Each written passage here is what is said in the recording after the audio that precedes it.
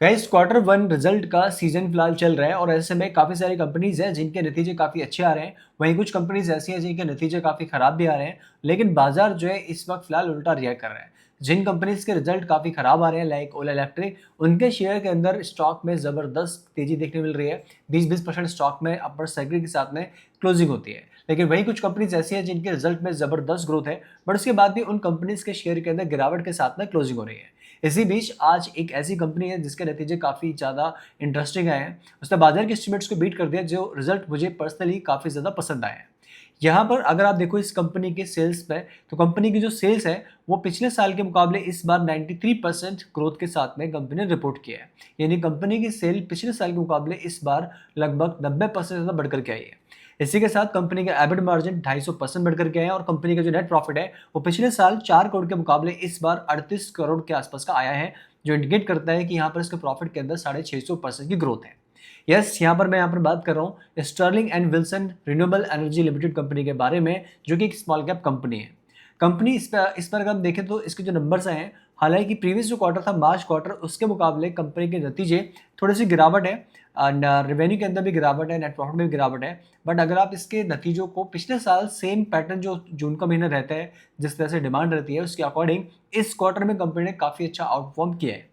इसके अलावा अगर आप इसके ईयरली रिजल्ट पर नजर डालते हो, देखो पिछले 4 साल से कंपनी लगातार ऑपरेटिंग लॉस रिपोर्ट कर रही थी मार्च 2021 से।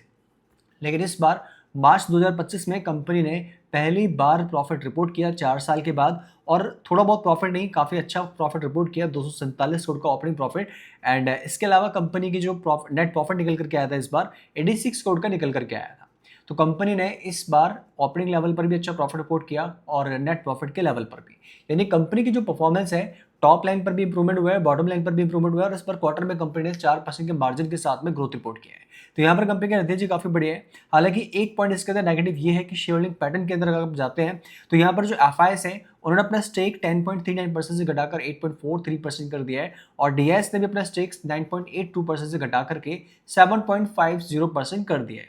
तो एफआईएस और डीएस की जो बिकवाली है स्टॉक के अंदर थोड़ा सेलिंग प्रेशर बना हुआ है, जिसकी वजह से स्टॉक अपने पीक 800 के लेवल से फिलहाल करेक्ट होकर के लगभग 350 के आसपास ट्रेड कर रहे हैं।